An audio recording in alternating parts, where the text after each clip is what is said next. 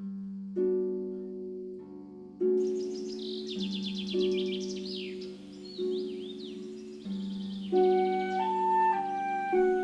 les territoires du Grand Avignon, au cœur de la garrigue, des prairies et des champs, des marais et le long des rivières, les insectes jouent un rôle essentiel. Ils assurent la pollinisation, un processus nécessaire à la reproduction des plantes. Sans eux, une grande partie des fleurs ne donnerait ni fruits ni graines. Dans les eaux douces, beaucoup de larves d'insectes participent à la filtration et au recyclage des matières organiques, contribuant à la qualité de l'eau. Ils sont indispensables à la chaîne alimentaire pour les poissons, les petits mammifères, les amphibiens, les oiseaux.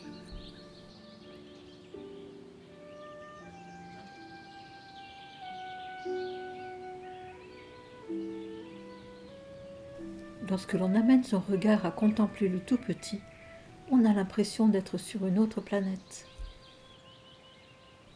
La baie charpentière a une corpulence de bourdon, une cuirasse noire métallisée aux ailes violettes. Elle tire son nom des bois morts et des charpentes délabrées, où elle creuse des galeries qu'elle remplit de pollen pour ses larves.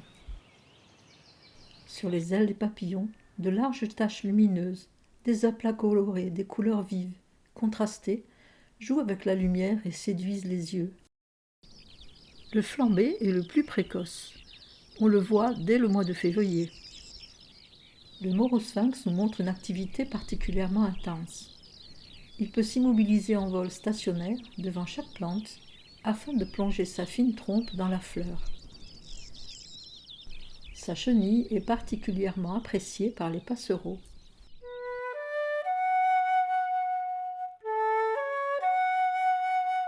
Les ailes du gazé sont comme de jolis vitraux blancs. Ils volent au-dessus des pelouses sèches et des broussailles.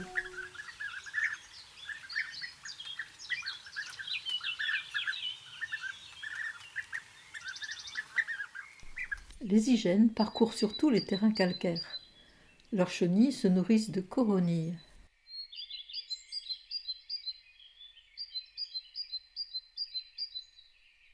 Le lepture porte-cœur est un habitant de la garrigue.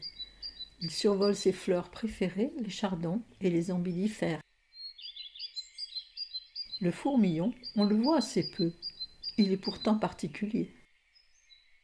Les ailes du demi-deuil font penser à un échiquier, avec ses carreaux noirs et blancs.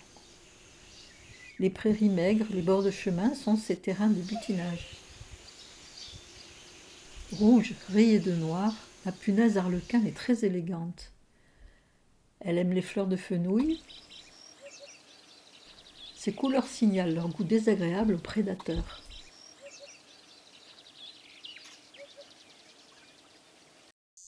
La cigale était portée en bijoux par les soldats grecs et chantée de tout temps par les poètes. Sa larve émerge de la terre au début de l'été. Elle met beaucoup de temps à sortir de sa chrysalide. Le mâle chantera tout l'été jusqu'à trouver sa partenaire. Elles sont aimées par les guêpiers pour se nourrir ou nourrir leurs petits.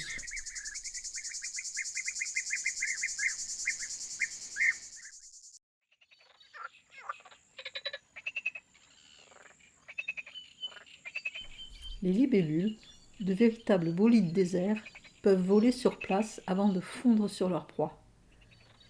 Leur présence est une indication sûre de la qualité et de son environnement. Sa larve est aquatique. Elle vit sous la surface et sort en se hissant le long d'une tige.